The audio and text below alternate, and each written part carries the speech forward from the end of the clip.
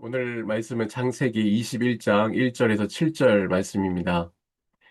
여호와께서 말씀하신 대로 사라를 돌보셨고 여호와께서 말씀하신 대로 사라에게 행하셨으므로 사라가 임신하고 하나님이 말씀하신 시기가 되어 노년의 아브라함에게 아들을 낳으니 아브라함이 그에게 태어난 아들 곧 사라가 자기에게 낳은 아들을 이름하여 이삭이라 하였고 그 아들 이삭이 난지 8일 만에 그가 하나님이 명령하신 대로 할례를 행하였더라.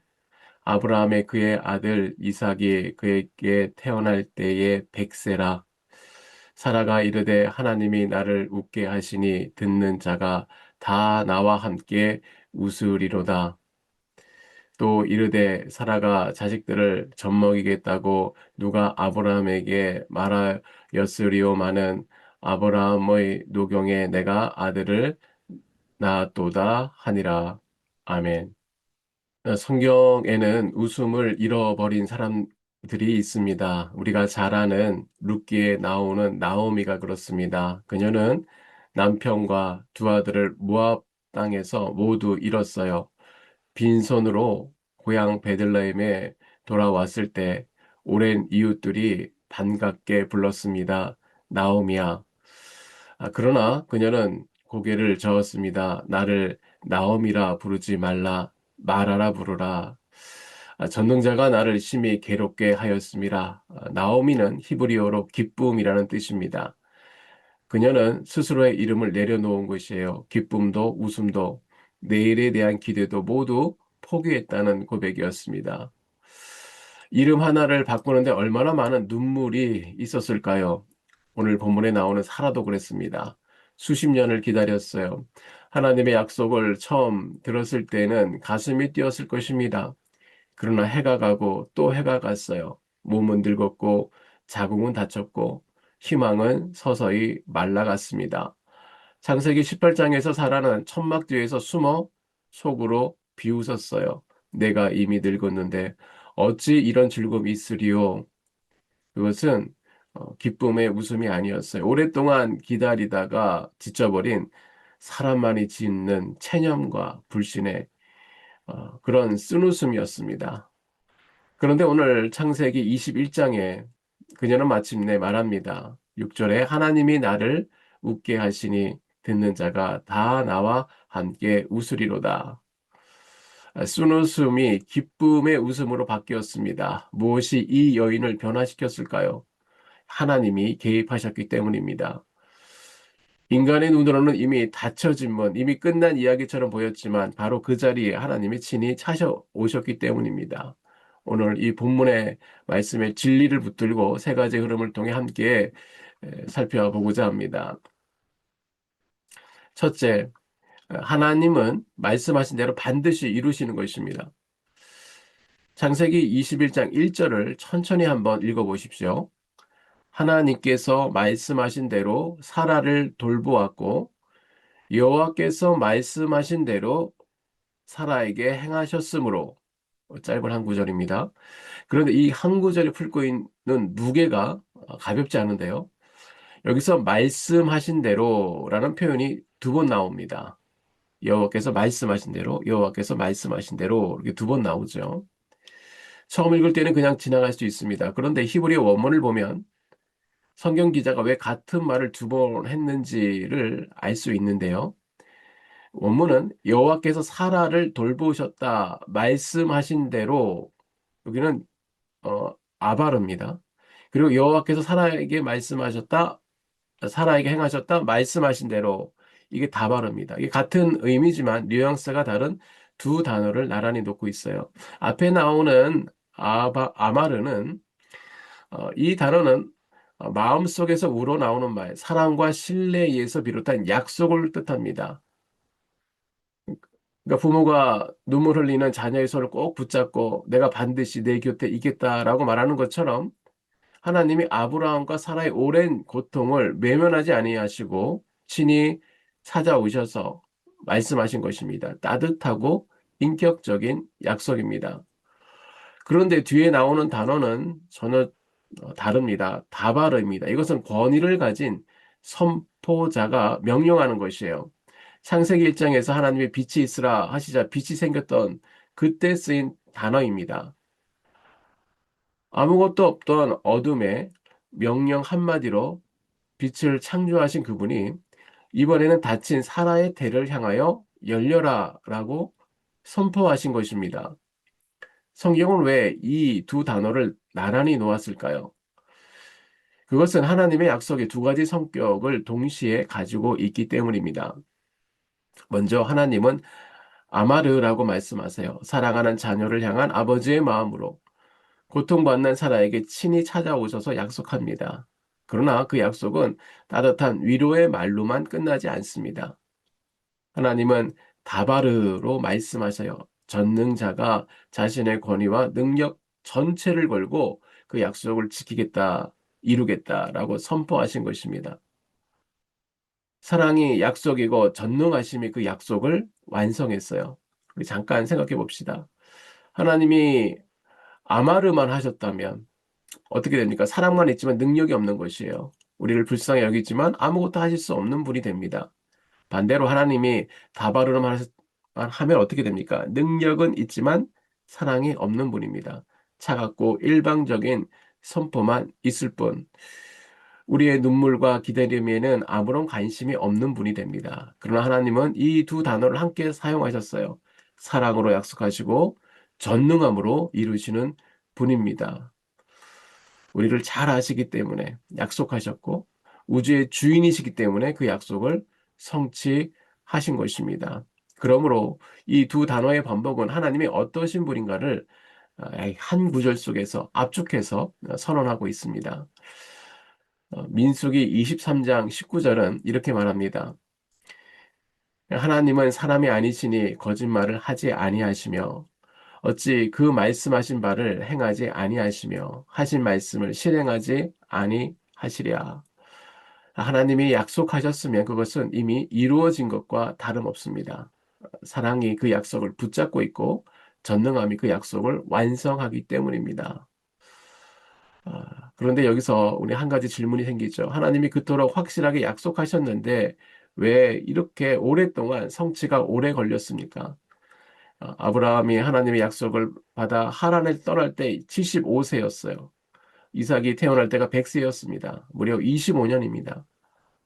인간의 시간으로는 너무 길고 기다림으로는 너무 지쳤으며 그 25년 동안 아브라함과 사라는 얼마나 흔들렸을까요? 기다리다 못해 하갈을 통해 이스마엘을 낳고 하나님의 약속을 엿들으며 속으로 비웃기까지 했어요. 그러나 하나님은 그 모든 실패와 불신앙의 시간 동안에도 한 번도 약속을 거두신 적이 없습니다. 사랑으로 약속하셨고 전능함으로 붙드신 약속이었기 때문입니다. 어, 봄이 되면 농부가 씨앗을 뿌립니다. 다음 날도 그 다음 날도 한 주가 지나도 아무것도 보이지 않죠. 그러나 씨앗이 아무것도 하지 않는 것이 아닙니다. 땅속에서 껍질이 터지고 뿌리가 내려가고 새싹이 위를 향해 조용히 밀고 올라오는 중입니다. 우리의 눈에 보이지 않을 뿐 하나님의 약속도 그러합니다. 아무것도 느끼지 못하는 침묵의 25년 동안 하나님은 조용히 그러나 확실하게 일하고 계셨습니다. 이것을 다시 1절의 본문으로 돌아가서 돌보셨다라는 단어를 우리가 보게 되는데요. 히브리어로 파가트입니다. 이 단어가 어디 쓰였냐 찾아보면 출애굽기 4장 32절에 등장하는데요. 이스라엘 백성들이 430년 애굽의 종살이를 마치고 마침내 해방될 때에 성경은 여호와께서 이스라엘 자손을 돌보셨다. 이 같은 단어입니다. 그때 쓰인 돌보셨다와 오늘 본문에 쓰인 돌보셨다. 파가트는 같은 단어인데요. 오랫동안 구원의 역사가 드디어 움직이기 시작했다는 선언입니다. 하나님이 친히 이제 팔을 거저 붙이시고 행동하기 시작하셨다는 뜻이에요. 하나님이 사라를 파가트 돌보셨다는 것은 25년의 침묵이 끝이 아니라 하나님께서는 그 침묵의 시간 동안 사라를 잊은 것이 아니라 정확히 그 때를 향해 모든 것을 준비하고 계셨고 이제 행동하기 시작하셨다는 것입니다. 지금 오랜 기다림 속에 드린 기도 제목이 응답되지 않을 때가 있어요. 그 기다림 속에서 어쩌면 이런 생각이 들지도 모릅니다. 하나님이 나를 잊어버리신 것이 아닐까? 내 기도는 하늘에 닿지 않은 것이 아닐까? 그러나 하나님은 잊지 않으셨습니다. 하나님은 오늘도 아바르로 말씀하시고 사랑으로 우리에게 속삭이십니다. 그리고 하나님은 오늘도 다바르로 선포하세요. 그 전능함으로 나의 상황을 향해 명령하시고 계십니다. 그리고 하나님은 반드시 파카드에 친히 개입하실 것입니다. 그리고 내가 포기하고 싶을 때에 그 자리에 하나님이 찾아오십니다. 말씀대로 반드시 이루시는 분이기 때문입니다. 둘째로 하나님은 인간의 불가능 위에 일하십니다. 2절을 봅시다. 사라가 임신하고 하나님이 말씀하신 시기가 되어 노년의 아브라함에게 아들을 낳으니. 그리고 5절에 성경은 같은 사실을 다시 한번 확인합니다. 아브라함이 그의 아들 이삭이 그에게 태어날 때에 100세라. 한 번 말하면 충분한데 성경은 왜 굳이 두 번씩이나 강조할까요? 노년의 아브라함 100세. 이것은 어, 성경 기자가 우리에게 분명히 말하고 싶은 것이 있습니다. 이 아이의 탄생은 인간의 능력으로 절대 불가능한 일이었다는 것이에요. 창세기 18장 11절을 보면 사라에게 이미 생리가 끊어진 상태였다고 기록합니다. 의학적으로 완전히 몸이 다쳤습니다. 아브라함도 100세예요.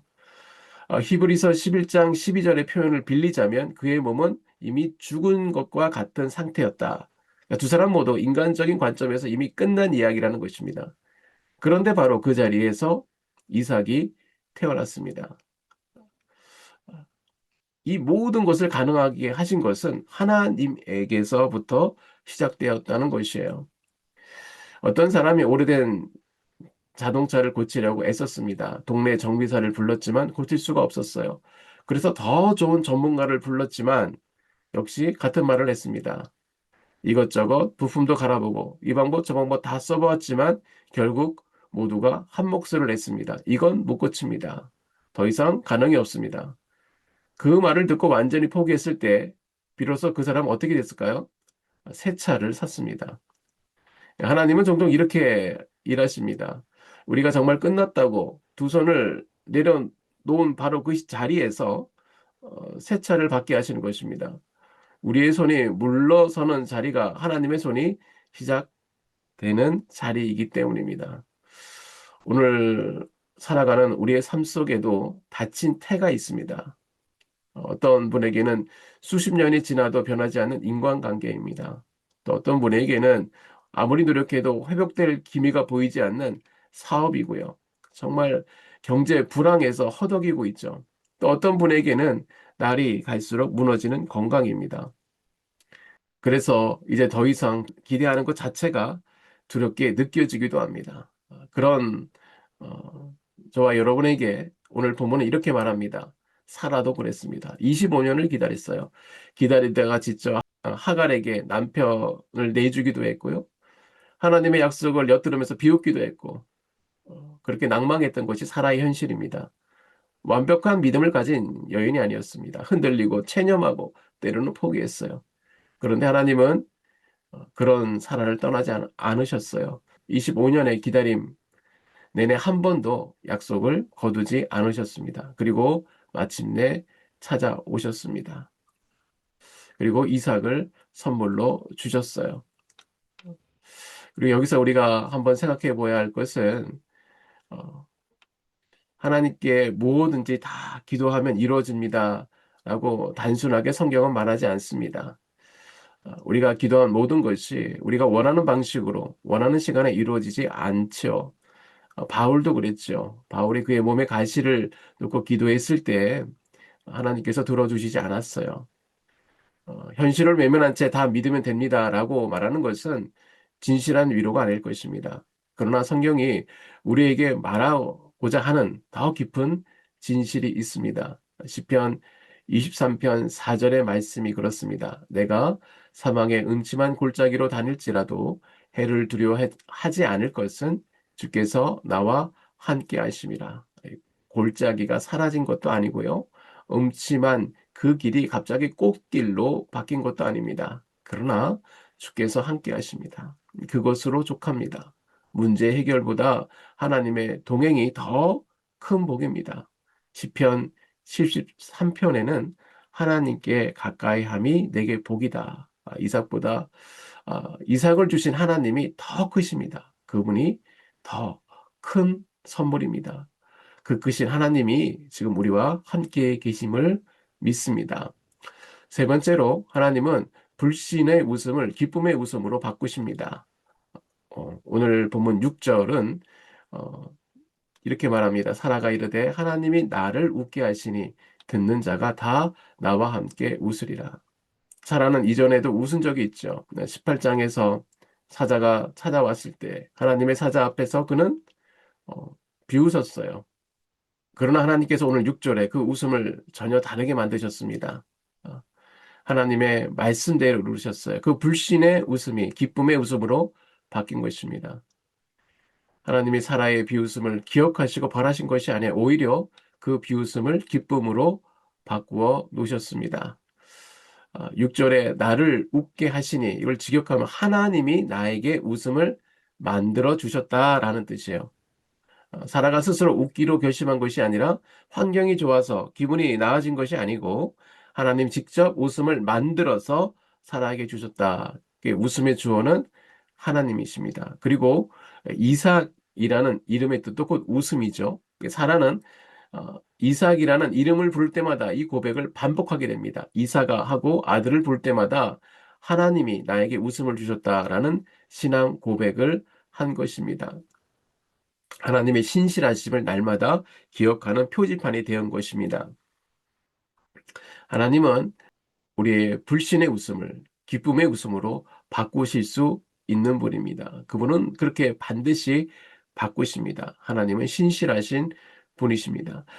말씀의 결론입니다. 오늘 우리는 세 가지 진리를 마음에 담았습니다. 첫째, 하나님은 저와 여러분의 입술로 뱉으신 어, 그런 비웃음, 그것을 하나님의 약속의 성취로 이루시는 것입니다. 그리고 둘째, 그분은 우리 인생의 불가능이라는 벽을 뚫고 친히 개입하시는 분입니다. 그리고 셋째, 우리가 하나님 앞에서 지었던 그 서글픈 슬픈 웃음을 감격의 찬란한 웃음으로 바꾸십니다. 이 세 가지는 결국 하나의 진리를 말하는데요. 하나님은 우리 인생의 가장 막막한 골짜기에 찾아오셔서 하나님의 신실하심으로 우리를 끝내 웃게 만드시는 분이라는 사실입니다.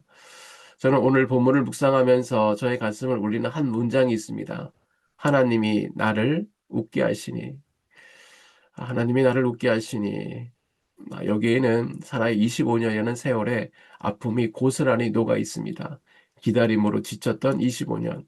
하나님의 약속을 의심하며 뒤돌아보았던 25년. 이제는 틀렸어 하고 체념하고 스스로를 다독이며 살았던 그 기나긴 세월이 이 한 문장으로 마침표를 찍었습니다. 사라는 내가 웃었다고 하지 않았어요. 하나님이 나를 웃게 하셨다고 고백했습니다. 오늘 저와 여러분의 웃음의 주권은 하나님께 있음을 믿습니다.